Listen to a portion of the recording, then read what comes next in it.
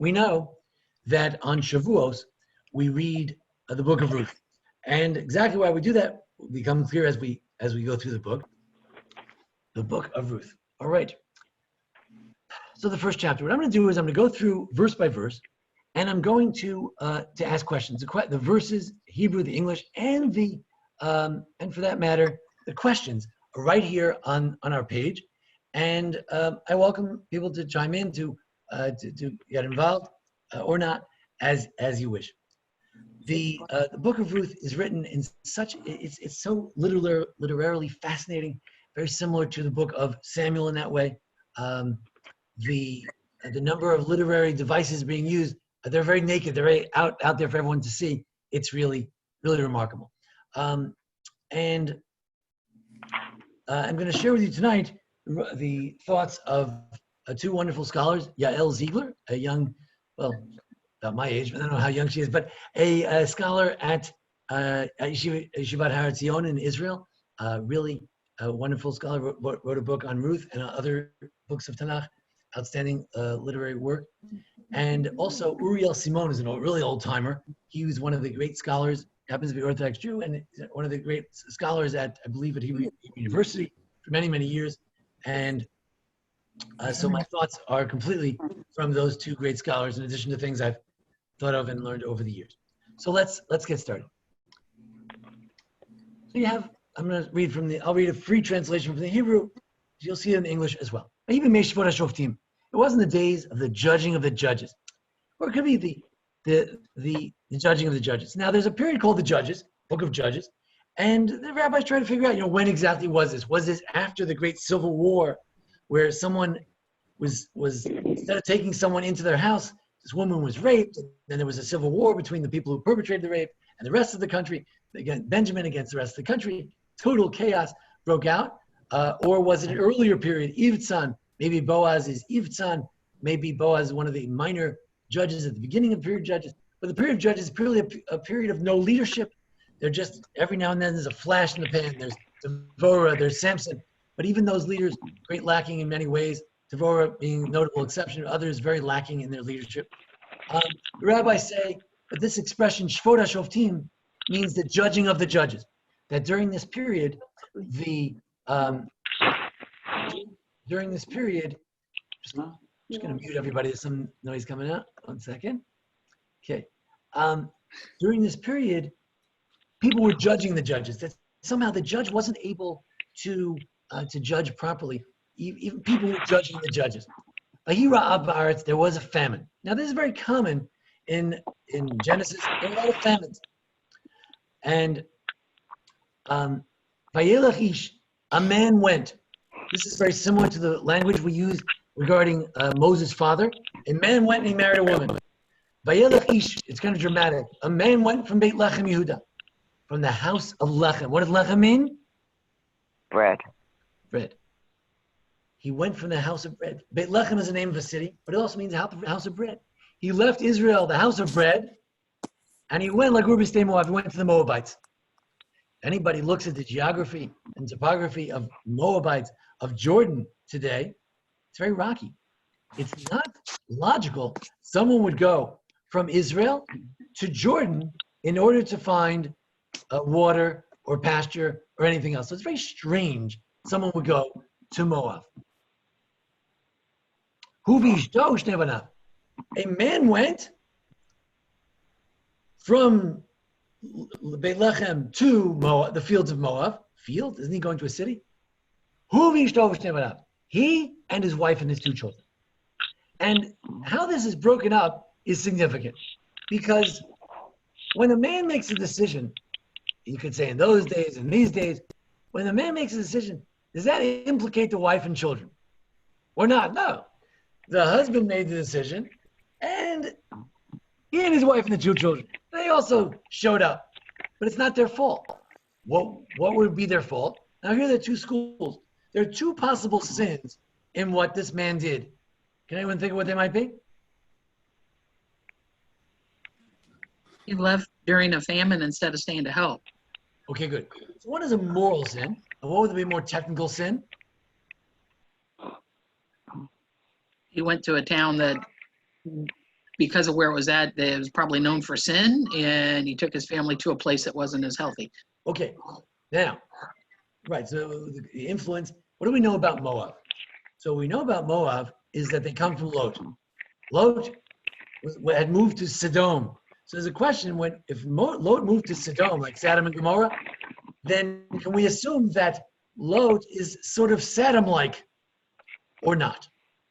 That's the question. What else do we know about Sodom? Very immoral. They're, as far as women and homosexuality, all kinds of things, very immoral. They wanted to rape the men who came. He said, no, rape my daughters instead. I mean, very, very strange place. Plus, they're not hospitable. The reason you're not allowed to marry a Moabite, which raises questions about this whole book, is that they did not bring you water and food when you came out of Egypt. They didn't bring you water and food. So they're not hospitable.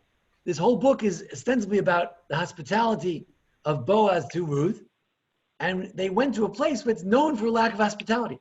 Why would you go to a place that's very arid, that's very rocky, that's it's an enemy, it's not known for hospitality? And in addition, there was a period in the Judges period where the Moabites were in charge. If you look at the story of Eglon, the big fat king who was stabbed in his stomach by Ehud ben Gera, he was lording over the Jews. He went to live with the enemy. Maybe a national crime that he has left the Jewish people and gone to live with the enemy. And we have to keep that in mind as Naomi comes home. She's not only coming home with a Gentile, she's coming home with the enemy. Keep in mind. Let's see. Let's see the questions here. If we reach them, is Moab a place to go? What is Moab known for? What is Beit Lechem in Hebrew? A place of bread.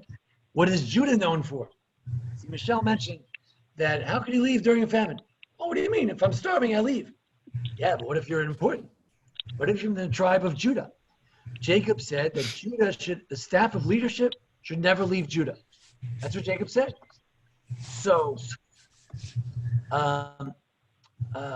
staff of leadership was never supposed to leave Judah. So then here's a man from Judah who's supposed to be the leader, and what do we find? We find that that he left. He left.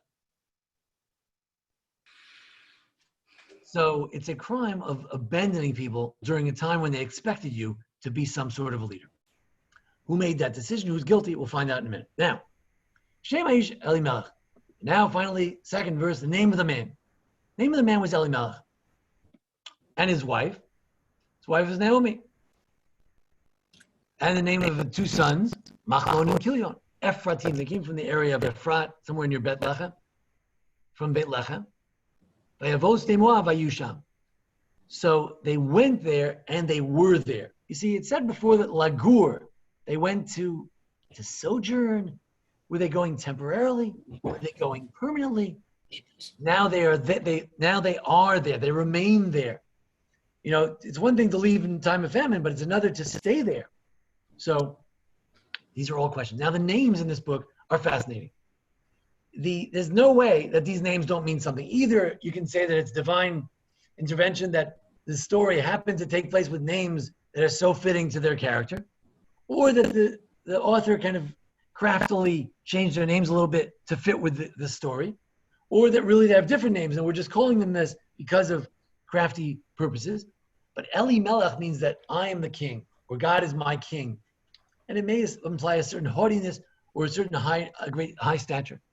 Naomi means pleasant, and yet her life is so unpleasant. Later she says her name should be bitter. Sons who are going to die, I'm sorry to give away the story, are named sickness and destruction. Machlon and Kilya. Machlon is sick. Kliya is by Chulu Hashemayim, the heavens stopped. Destruction, devastation. How would anyone name their children these things? Are these fictitious names? So some say, wait, Yishmael had a daughter named Machlat. He wasn't calling her destruction. Machlat could mean mechila, forgiveness. It could also mean machol, dancing. So there are other possibilities. But in any event, the names here are very significant. The one name we're going to find is harder to interpret is a surprising name. We'll get to that later.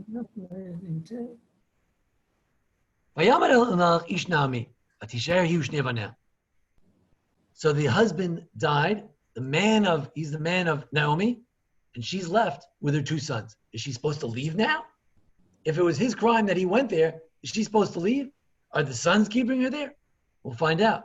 Why did he die? So a lot of readers would say, what? Why did he die? We don't have a story if he lives. Right.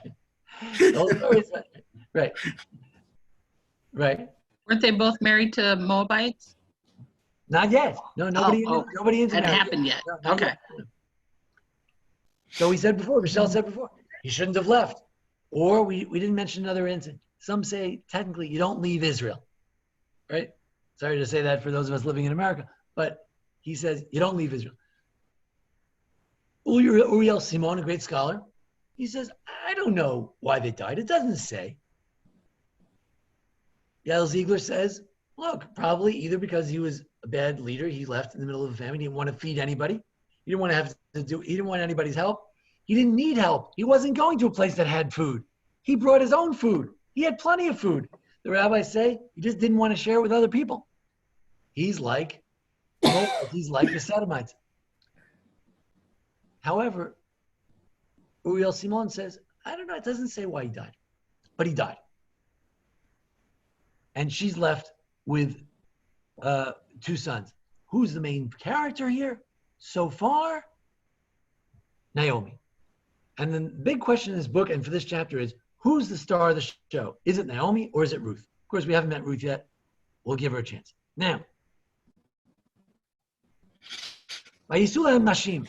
After the father died, they married women for themselves.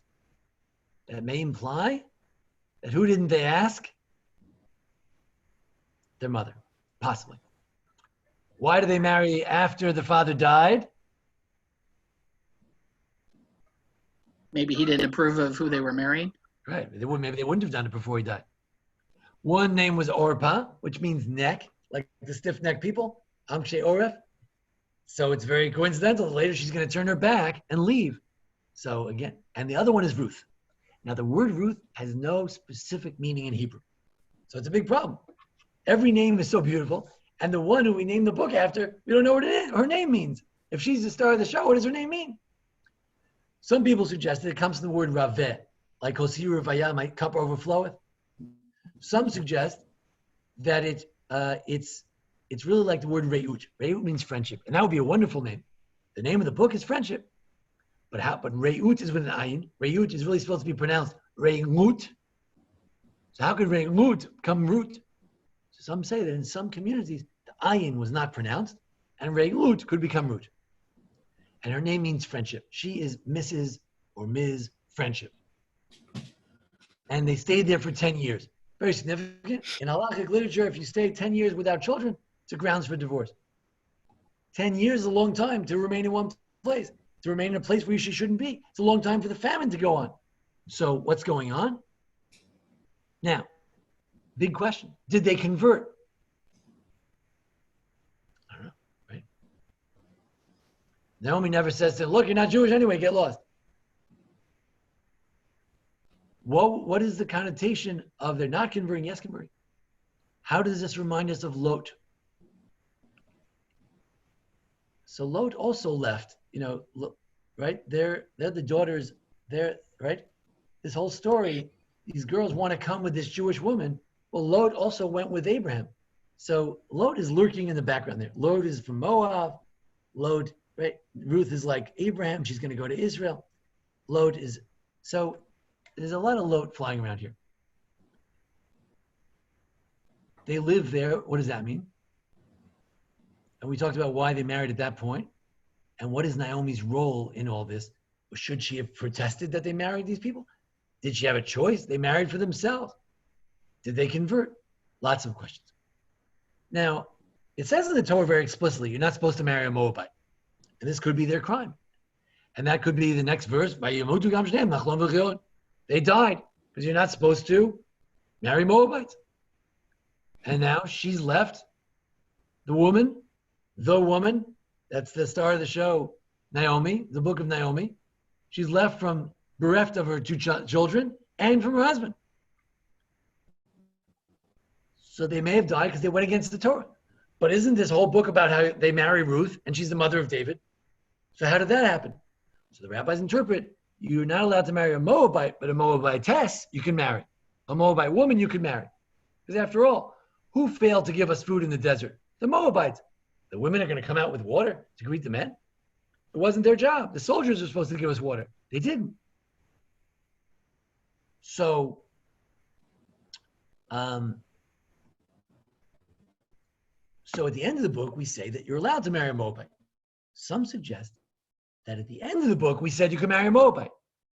At this point in the book, you weren't supposed to marry a Moabite. And this gets to a very radical conclusion, which my big rabbi, Rabbi Schechter at YU, claimed that this is how it works. When the rabbis make an interpretation of a verse, and it's a serious interpretation, not just give a speech on Shabbos, but a serious interpretation for the Talmud, that's serious. And from then on, that's the law. And you know what? Before that, it wasn't the law. When these two guys married, Machlon and Kilia married Orpah and Ruth, it was against the Torah law. It says right there, you can't marry a Moabite. Later, it was interpreted, when Ruth came back, it was interpreted that you could marry a Moabite woman, and then it was permitted. This makes it seem very strange because the Torah changed. No, the Torah doesn't change, but interpretations are added. I can't do that. I don't have the power to make a new interpretation that changes the Torah. But the rabbis in the Talmud had the tools through the methods through which the Torah is interpreted, the midrashic methods, to actually make new laws. It's a very, very radical kind of an idea. But this is what it says, and that's what's going on. Now, so at this point, it's a tragedy. You walked in, you were hoping to hear a beautiful, touching story of Ruth, and actually, until now, it's a tragic story. It's a woman who had to leave her community. She goes there hoping for a better life. She loses her husband. She loses her two children.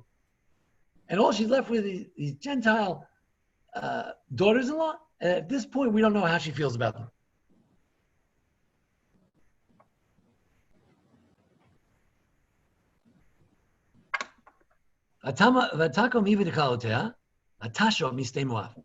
So he and she and her daughters-in-law, Kala, your Kala is your daughter-in-law.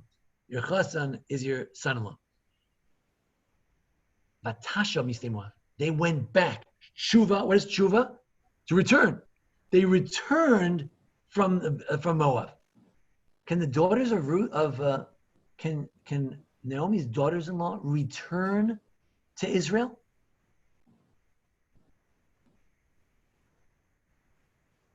Is it possible for a Moabite woman to return to Israel? Well, technically they were widows. Yeah, but can they return? If they go back to Israel, will they have returned to Israel? Who can return to Israel? People that were there before. You can't return to somewhere where you haven't been. Correct. So it's very strange that it says that she got up, because she's the star, Naomi, and her daughters-in-law, and she went back. I'm sorry. In this case, it says she went back from Moab, because they can't go back because they're not from Israel. Why? So when you tell this story, sometimes you say, well, then the famine was over. She went home. It doesn't say that. Ki sham'a b'stei Moab. She heard from Moab. Ki fakad Hashem al Moab. God remembered Israel to give them bread. So it was a theological thing. She had felt like God left them, and she heard that God remembered them. So she came back for theological reasons, which means she may have had a theological crisis. She may not have been so religious when she was in Moab. But now she heard God is on our side. But the daughters-in-law are coming too. And the question is, why are they coming? Now, here we're going to make, as Uriel Simon did, a distinction between manners and ethics and morality. In the Middle East, it's very nice to escort someone. It's a Jewish law. It comes from the nation Near East. If someone is leaving town, you have to escort them out of town. So the daughters-in-law escort her out of town. but do they really mean to come with her, or is it just a nicety of manners? So it says they left Moab. We have to see. We have to see what kind of, are they really coming with her or not?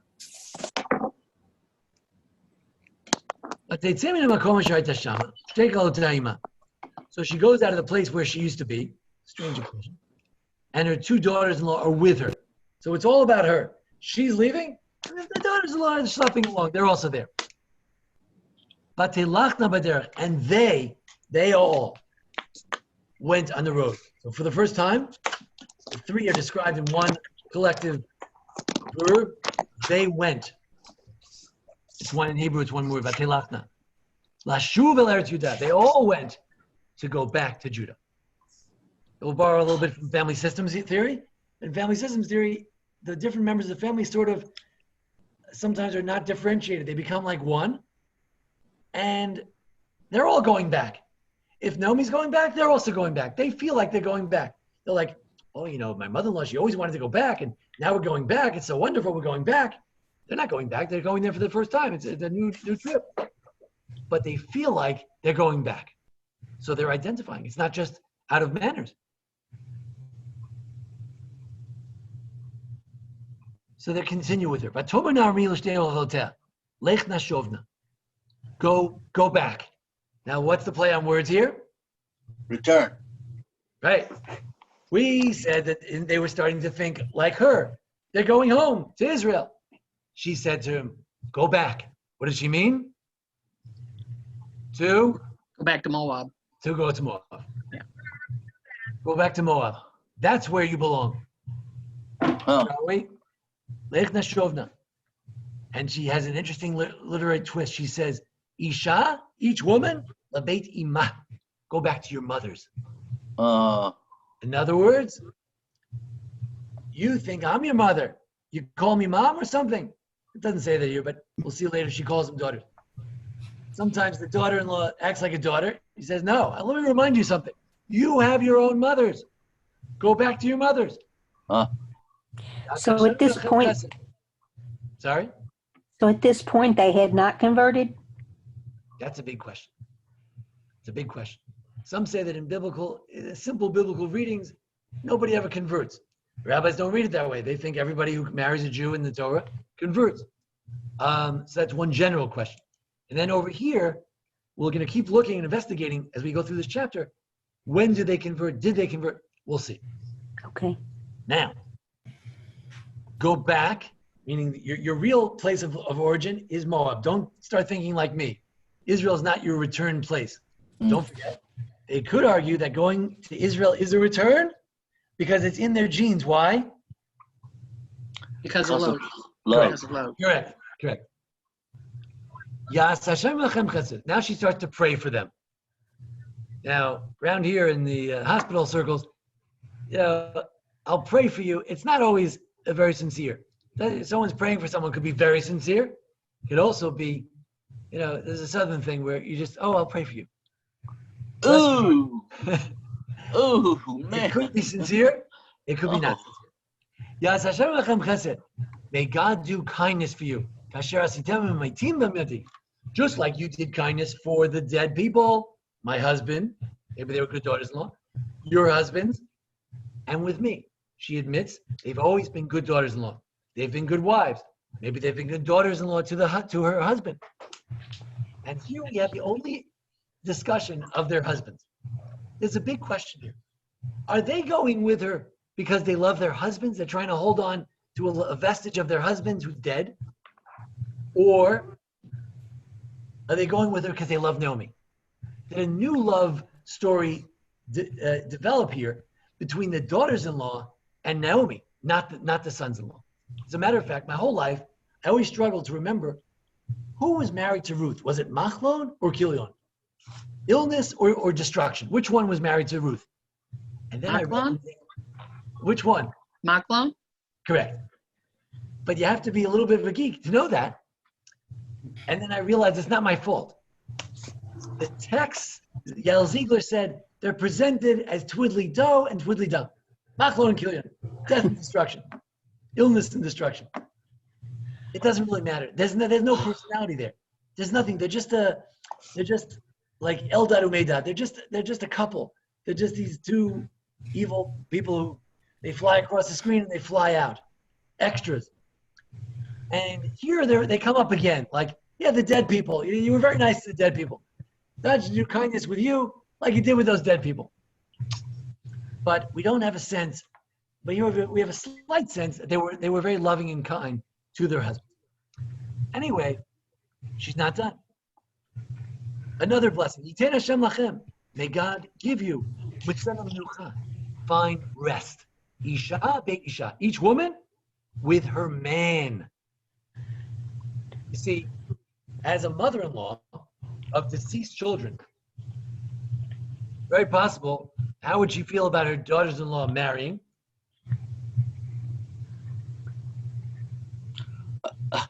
Wouldn't she want? Right. If she's a nice mother-in-law, she'll want them to remarry. But if she's a loving mother of her children who are dead, she might want them not to marry. She can't take it. It's hard. So she seems to be doing something very altruistic. She says, please, go back, each one to their man. Find the man. Please, go home and get a man. Isha, beit Isha. Each one find a husband. Now, again, there are two views of Naomi. Yael Ziegler believes that there's a sort of a cynical view of Naomi. There's a complex view of Naomi. And that's why it's hard to call it the Book of Naomi, because it's hard to know who she is. You could say that Naomi is this very altruistic woman who despite the fact that inside her heart she'd like the women to remain unmarried forever, to remember their husbands, makes a sacrifice to say, no, go find a life, get a life. Or she could basically be saying, bug off. I really, really don't want you coming home with me. You know why? No. Let's get nasty. Why does she not want them to come home with her? They are Moabite, and in Israel that might not be accepted. And as one of the rabbis I was speaking, I heard, he said, not only are they Gentile, not only the Moabites are not supposed to marry, but they're also, what do we say? Widows? The enemy. The enemy. Oh, yeah, yeah. They oppressed the Jews for a certain period of time during this period, whether it was exactly now or whether it was 100 years ago. Memory is always long when it comes to enemies. They're the enemy. And she does not want to come home with them. So there's, is this petty Naomi who doesn't want to be seen with these people?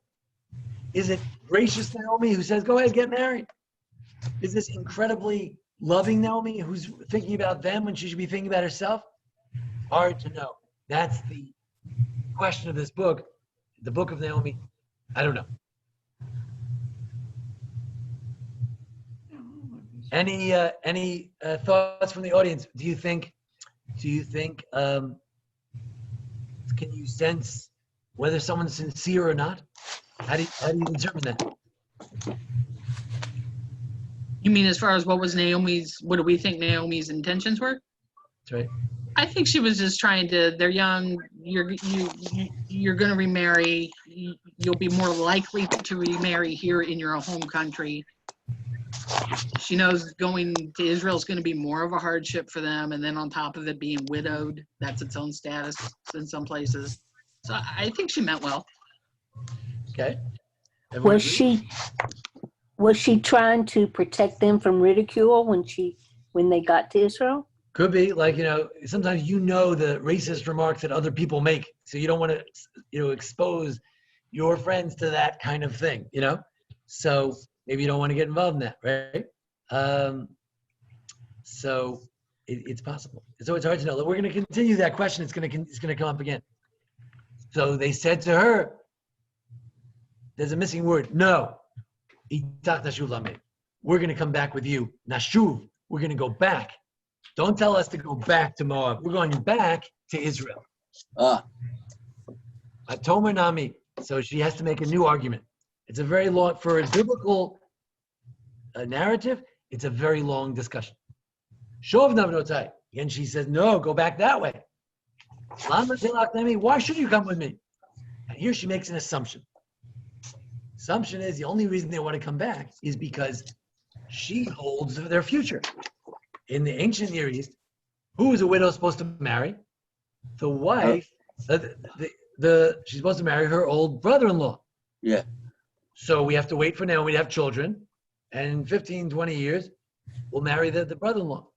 Please. Says that's ridiculous. Like Michelle was saying, that's ridiculous. Why should you come with me? Do I have any more children in my stomach, in my innards? They're going to be your husband? Go back. Again, go back. I'm too old to have a man. Even if you want to say, and by the way, she may only be 40, 50. So you say, look, you might say maybe there is hope. Okay? And here hope is very biologically determined. Even if I slept with someone right now, tonight. And even if I happen to give birth to children, how many children does she have to have in order to solve the problem? 2 more sons. 2 sons, not 2 daughters, not a son and a daughter, just have 2 sons, twins. Even if I happen to have twins tonight. Are you going to wait for them until they grow up? Are you going to be chained? You ever hear of aguna, a chained woman? Be chained to me? Not to be with a man? And that has many kinds. Stealing the cradle, robbing the cradle. Right? No, my daughters. And here she calls them my daughters. So on the one hand, they're getting closer. She realizes that the daughters are pretty serious about this. So she calls them my daughters, even though before she told her, go back to your mother, your real mother. She says, no, you're my daughters. Loaded expression. Does it mean, the kind reading is, I am more bitter, maror, I am more bitter than you. I gave one in particular translation here. Stay with me. I am more bitter than you, meaning you think you want to empathize with me and you want to say, my mother-in-law is miserable, family systems, we're all enmeshed in this tragedy. Everybody died, everybody's dying, there's no hope. You're leaving, we'll leave with you. It's a crazy plan, but we'll join you because everything's terrible. He says, no. My situation is much more bitter than yours. I'm an old lady. I have no hope. I'm going to go home and I don't know, I'll die there. But you can get married. Go home and get married. We're not in the same situation. My situation is more bitter than yours. That's a very empathic statement. Second possibility. I am very bitter because of you. Not more than you, because of you. What is she saying? Whoa. What is she saying? Bitterness is from you.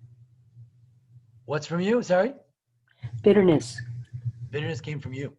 You know what? You know why everybody died? Everyone, we're sitting in the COVID era, right? So every preacher is trying to give a speech, why this happened, right?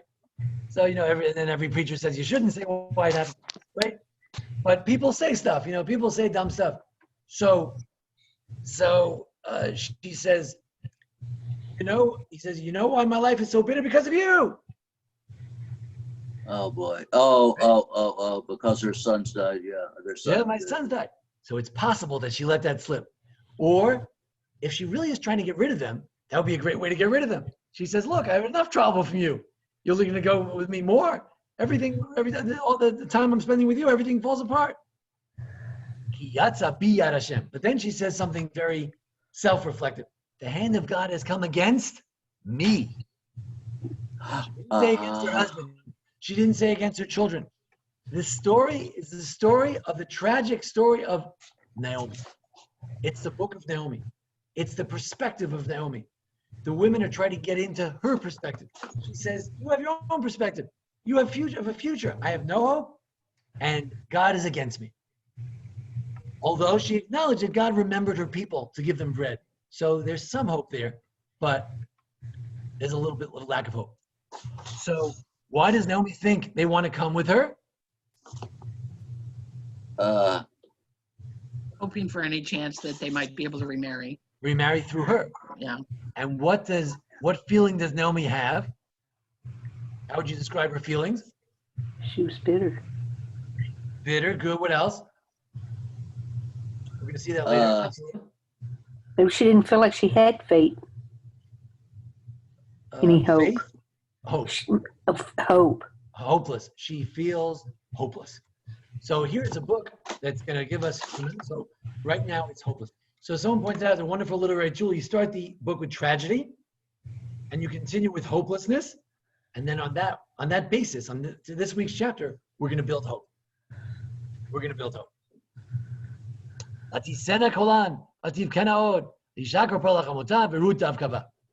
Another beautiful moment. So they cried again. They already cried. They cried again. They lifted their voices again. And then Orpah kisses her in one of these kisses that's not a kiss of love, but a kiss of farewell, which is like, all right, no. Kiss you goodbye. And her name is Orpah. After all, she turns her back. Ruth davkaba. And Ruth clung to her. Two things. The rabbis throw the book at Orpah. Whoa, they say she is the most licentious, Moabite, Sodomite kind of woman. Ooh. She goes back to idolatry. She goes back to harlotry. She is the worst. Modern readers say, what are you giving such a hard time for? She passed 2 of the 3 tests. She almost made it, She almost came. It wasn't such a long speech. She would have come. So it's a very interesting question. The rabbis tend to sort of make the characters very extreme, and one might avoid that. Wasn't it one of her descendants that eventually had Haman? Not Haman, but No. She had somebody that. Goliath. The rabbis say that Ruth and Orpah are descendants of that Moabite king who oppressed the Jews, but who stood up to hear the word of God from the prophet, from the leader of Israel, Ehud. And in merit of that, he had 2 daughters. One became the mother of Goliath, and one became the mother of David. And David slew Goliath. Oh, okay. I have a video about that. How David was slaying the bad part of Lot. Okay. And saving the good part of Lot. Okay. So anyway, Ruth clung to her. Clinging is a very strong word. We find that word.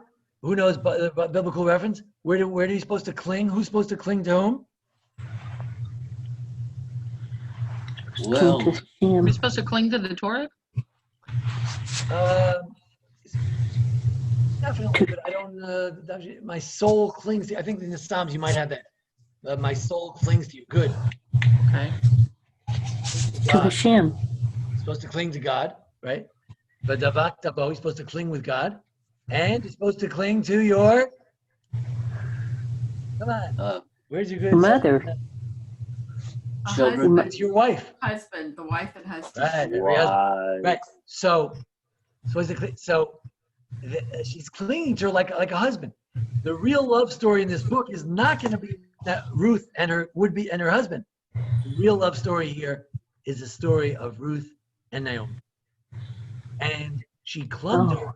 Again, in family systems, she is identifying with her to a very strong degree. To the extent that she's like part of her. She's clinging to her. There's no difference between the two of them. And she'll describe that with words in just a moment.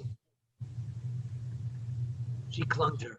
Now, Naomi is very determined. She already discouraged him once. She discouraged him twice. And now she's discouraging her a third time. Atomer. Now, in order to discourage her, she's going to have to throw some more zingers in there. Like, remember the last one about, right, that I'm so bitter because of you. She's going to have to throw a zinger in, otherwise, to try to break up this relationship. Your sister-in-law, you see, behold, she's leaving. She's going back. The whole book is about going back. El Amah, to her nation, and El Eloheh, to her God, or gods. Go back with your sister-in-law. So the word shuv is here again, to go back. That you want to come back with me, you belong with her, you should go back to her. And number 2, very strong accusation that you should go back to your true nation and your true God. Now I ask the question again, did Ruth convert? It sounds like it to me. She wanted to. She's about to. Yeah. Wait, don't read ahead. Did she, if she tells her to go back to her gods, until now, where was she? She was a Moabite. If she's telling her to go back to her God, that means she was following Torah, and she's telling her go back because that won't be accepted there. Although, right, so we have a very He interesting. was testing her. Right. Oh, okay. Right. So on the one hand, you can't go back to your God unless you left your God. So they must have left their God. Now she's just telling you to go back. But is that nice? Do you tell someone to go back to paganism? So then Elaine says, no, she's just testing her. She doesn't want her to go back to her God. She's just testing her. So again, is this testing? Some of the modern writers, they have trouble with that. They say, testing? What is this? The halachic bezdin over here? The record? We're going to test them? You know, she's just a woman and she's the daughter-in-law. She's testing her. She could also be looking out for her, though. She knows if she's not sincere, when she goes back to Israel, the consequences are going to be a lot worse. Right. Yeah. Right. When someone wants to convert, the rabbi says, why the hell do you want to be Jewish? An Orthodox From here we learn that you should try to dissuade them 3 times. Yeah. That's what she's doing. But again, we have to consider the possibility that she didn't want her to come with her, and that's why she wants to dissuade her. She said, go back to your gods, go back to your people. Why would she? She didn't want to be bothered, it sounds like. Maybe. Well, Perhaps. there are 2 sides to that. She is a woman who's alone, so it's hard to believe that she doesn't want companionship. On the other hand, it may be very humiliating going back with a Moabite, right? We don't know if anybody knows about this intermarriage. So, and she says, it's your God, she's going back to her nation, Amma Eloheha, her God. She's going back to her natural, true God. Now, some of you may recall, I have a unique reading of how to read the next verse. Now, the question is, how insulting was Naomi's statement? If you say, oh, she's just being nice. She says, look, oh, come on, just go back to your sister-in-law, your nation, your gods, Or no, there's a little zinger there. She's telling her, oh yeah? So I can picture the wind is blowing. And, there used to be 3 people. Now there's just 2 people left. She looks her in the eye and she says, oh yeah? Go ahead. Join her. Go back to your gods. And she says, oh yeah?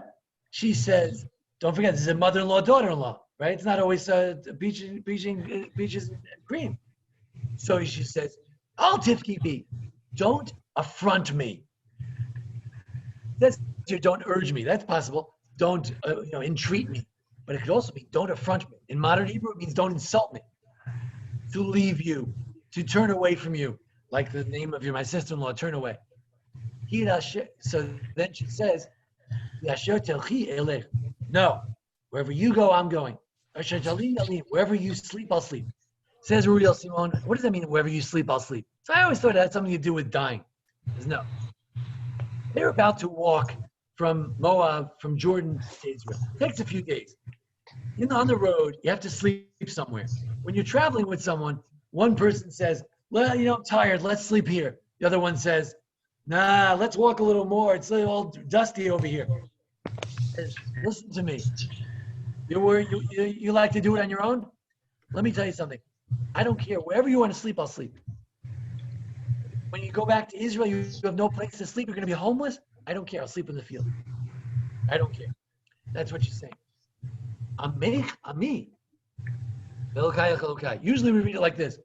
Your God, your nation is my nation. And your God is my God. And my reading is like this. I should go back to my God? My nation? Your God is my God. Your nation is my nation. I've been living with this guy for 10 years. You think that's my God anymore? It's not my God anymore. And this relates to the question of whether she converted. She's telling her, I've been out of that faith for years. But it also shows you that Naomi is not so sure. So we have 3 possibilities. One, she converted to Judaism. They did convert. But one, they didn't convert. And the third, they did convert, but even Naomi is not so sure if they're serious about it. And in fact, Orpah may not have been. So is this where she confirms her conversion? Right. So if you say that they was not converted before, so here, either this is the conversion, or this is a confirmation of the true conversion, where the first one was a bit phony. now she says the famous words, "Tamuti amut," where you die, I'll die. Now, Rabbi Soloveitchik pointed out that this is important. You might say, who needs that? What do you have to throw that in for? What does that have to do with dying? Because she's talking about adopting the fate of the Jewish people. Rabbi Soloveitchik said, when you convert, you accept the faith and the fate. And there's nothing that reflects the fate more than where you're buried, right? That's the end of it all. I'm going to be buried with you. That means the shared fate. One comedian said, till death do we part is one thing, but I have to be buried with you forever. That's really asking for a lot. The idea of being buried somewhere is very meaningful. Right? Soloveitchik said there was one of the queens of England, I think Victoria. She said, "I don't mind the Jews; they're fine, but why do they have to be buried separately?" And Napoleon insisted that when the Jews were accepted as citizens, that the Sanhedrin that he created decree that Jews could be buried with Gentiles. And in fact, for a few generations, rabbis were buried with Gentile cemeteries because they couldn't bear the idea that Jews feel like they have a different destiny. That when Abraham came to the people and he said, "I want a plot for my wife," he said, "Sure, you can have any plot you want." He says, "No, I want my own cemetery." Cemetery? What do you need that for? Because we have a different future, different destiny. So she's telling you, I want my destiny forever to be with the Jewish people. And then she swears. She swears in a positive sense. She swears to God, which is what you're supposed to do in those days. Only death will do us part. But really, not even that, because after you die, I want to be buried with you too. At that point, now when she saw she was serious, she stopped talking to her. So usually we read this like, oh, and then they hugged and they went on. Says Yael Ziegler, wait a second. That's not the most loving ending to the story. And all it says is they stopped talking. As a matter of fact, you read it the way I read it. She said, "Oh yeah, you want me to go back to my God? This is my God. What are you talking about?" So then she says, "Oh, all right." She doesn't say anything. How do you deal with a difficult child, whatever? You don't say anything. It's not a card trip. Abraham, sorry? I was going to say, it's not a card trip unless someone's having an argument for 3 days. It's not a card trip. Right. So, someone argue that it's like Abraham and Isaac. What happened? Isaac said, "Dad, where's the lamb?" So he said, "Well, So then they walk together. So you say they walk together. What did they say to each other? Nothing, because they couldn't talk, because there was tension about who's the sheep. Same thing over here. They continued together. She didn't talk to her anymore. She didn't say anything because she was completely stymied. Because what do you say? And especially if you take the reading that she was kind of hoping that she wouldn't come with her. What did you do? Nundik, she's going to come with me now. Right. And now we have to see when she comes home, are Ruth's predictions correct that she will not be welcomed properly? With Naomi's prediction. And again, as some of you mentioned, only Naomi would know how she would be welcomed because she knows the people. She knows the Nundiks. Moving along. Now there's a major shift. The two of them walked. What happened over here? They're together. The city was. Well, we'll get to the city in a second. Just that expression, they walked. The two of them walked. That's new. You see, until now, it was Naomi and her daughters-in-law. Now, the two of them walked. It's almost like Abraham and his son. They walked together. Until they came to Beit Lechem. When they came to Beit Lechem, instead of some sort of hero's welcome, instead of like, how you doing, what happened to your husbands, they say something that, they say stuff people say. They have all these videos today, like things you shouldn't say at a shiva, things you shouldn't say at a, So that's the kind of stuff they said. Is that Naomi? What? You look so old. You don't look anything like you used to look. You look like you lost your husband and 2 kids. What happened? Right? And everybody was tehom. It was like a confusion. Where's the chesed? Where's the kindness? We came from Moab. Moab is supposed to be people from Lot live with the people of Sodom who couldn't bear that somebody came to visit one night, right? And the Jews are suffering because they had a whole civil war because a girl was raped and she wasn't welcome in the community. Mm. And they go back to Beit Lechem, the house of bread, and what do people say? Oh, you look different. Boy, you don't look too good. Where's the hospitality? Who takes her in? Where's the great Boaz? What's going on? The rabbis say, where is Boaz? He's supposed to be related. The guy who's going to redeem everybody. Where is he? They say he just lost his wife. He's sitting Shiva. Oh. A good excuse. But we're going to discuss next week. Is Boaz a great hero? Where is he? Where are the people? Where's that stuff? Where do they sleep that night? They went from the field of Moab. I suspect they went to the field of Beit Lechem. They're going to sleep in the field.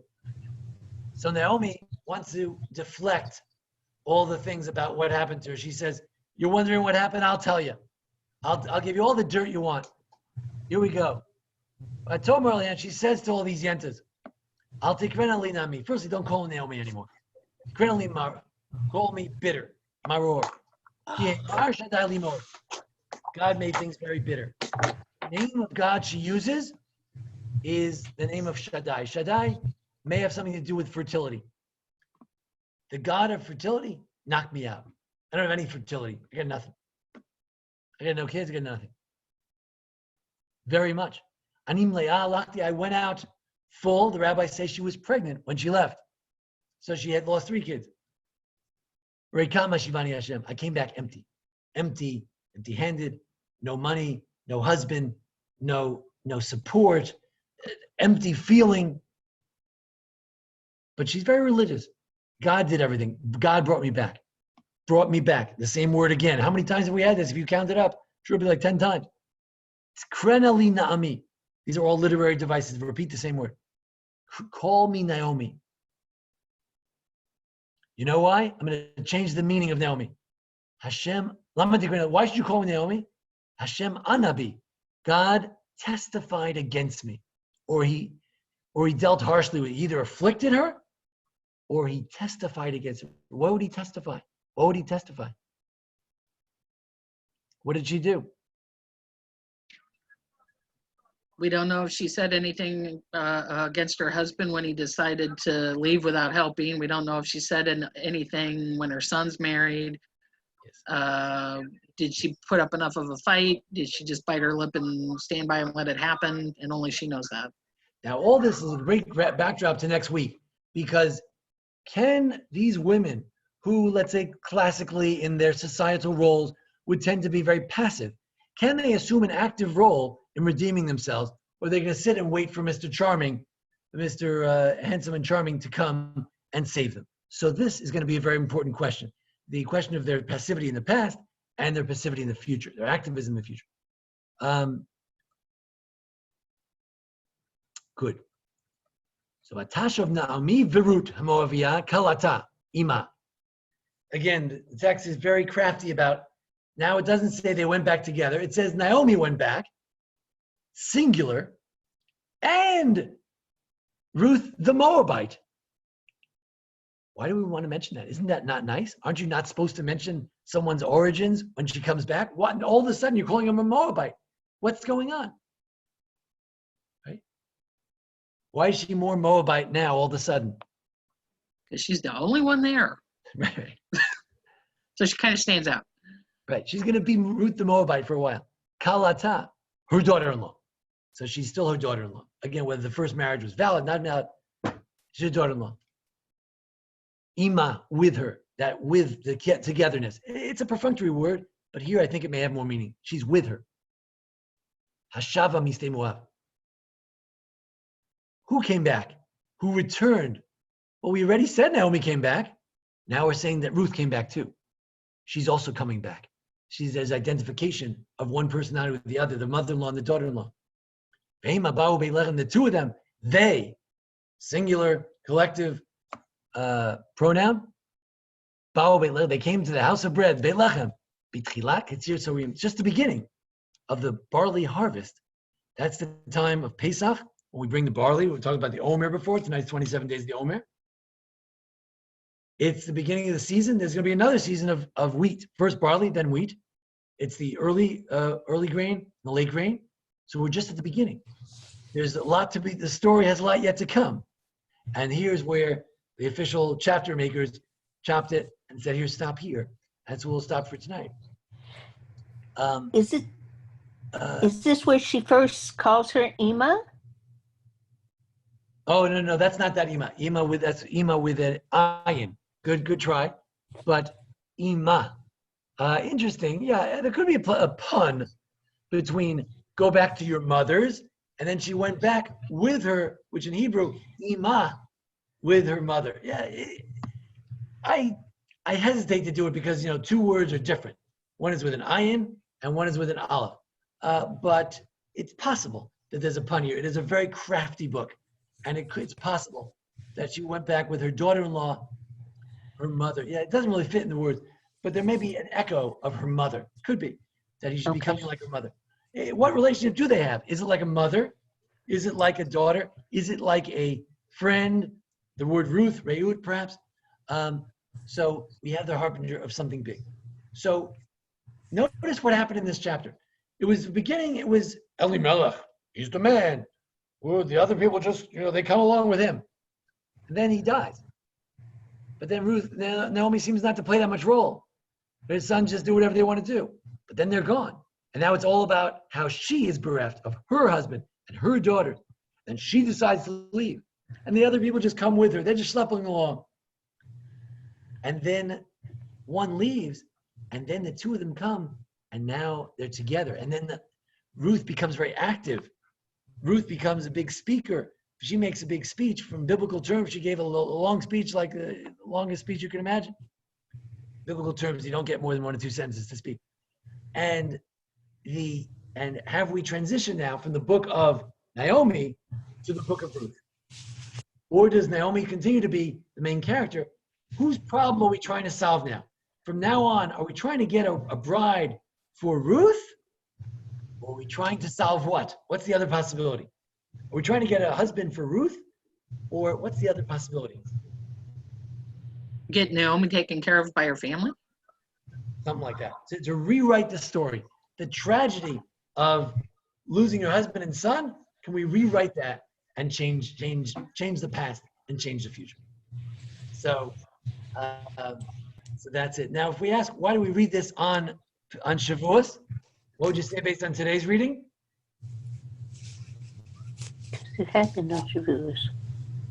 Well, it's now it's still the days of the barley harvest. But later we're going to have the days of it happened during the Omer. Is that correct? Good. Yeah, they were starving, weren't they? From there was a famine, right? They come from a famine or something like that. Yes. What does that got to do with Shavuos? Shavuos? Yes. I don't know. I'm sure somebody can figure it out. I don't know. What do you say? Why would you read this book on Shavuos? We got the Torah on Shavuos, and Yeah. she clings to the Torah. She clings. It's the best Someone I can asked do. me the other day, a little boy asked me, I got a text from my father, where does it say that you convert to Judaism with mikveh and all these things? So I said, well, we convert the way they did at Sinai. Sinai, they wash their clothes, we go to the mikveh. Sinai, they said they accept the Torah, we'll do it. So you have to accept the Torah. And at Sinai, before Sinai, in Egypt, they had a bris before they ate the Paschal lamb. They did. The boy has to have a bris, yeah. So we get it from there. So Sinai is a conversion of the Jewish people. So it's a book of conversion. Maybe. Is that what the book is about? That's one of our tasks. What's the book about? Next week, we're going to find out. The focus next week we'll continue to raise the question, is it a book of Naomi, the book of Ruth? We also want to know, is Boaz a hero or a villain? So we'll see next week. Ruth's husband, is he a hero or a villain? Find out next week. Any event, I welcome comments, questions, greetings, anything. I open the floor. Thank you, Rabbi. Okay, thanks, Journey. Thanks for joining us. Thank you, Rabbi. Thank you, Harry. Thanks for joining us. So, what do you say? Phil, any comments? Oh, it was very good. Thank you very much. Good, thanks. I asked you at the wrong time was Ruth a beautiful woman? And now I don't remember Right. the. Now I can ask the question. Right? Charlie once asked that at the wrong time. People thought she was talking about someone else. Yes, it's a fascinating thing. Usually, when you have a love story or something about a woman, all the Jewish stories, it's always beautiful, right? Especially in Hollywood, yeah. And Sarah was beautiful, and Bathsheba. In this story, looks don't seem to play a role. It's interesting. Okay. It's really about character. Okay. It's about character. They're attracted to Ruth is a very attractive woman from a character point of view. Okay. Beauty is vain and charm is deceitful, or something like that. Right. That's right. That's right. That's right. That's all. Malcolm, have any comments, Malcolm? Timna? Madeline? Okay. Shkoyach. Everybody have a marvelous evening. Thank you. And Thank you so much, hopefully- Rabbi. Thank you, Rabbi. Thank you very much. Thank you, Rabbi. Thank you so Thank much. Most interesting. Thank you very much. Timna. Thank you. Thank you. Very good. All right. It should all be for the memory of Mary Dumont. Be well, everybody. Take care. Good night. Thank you. Night. Thank you, Rabbi. night. Thank you. See you, God willing, next week. Thank you. Take care. So-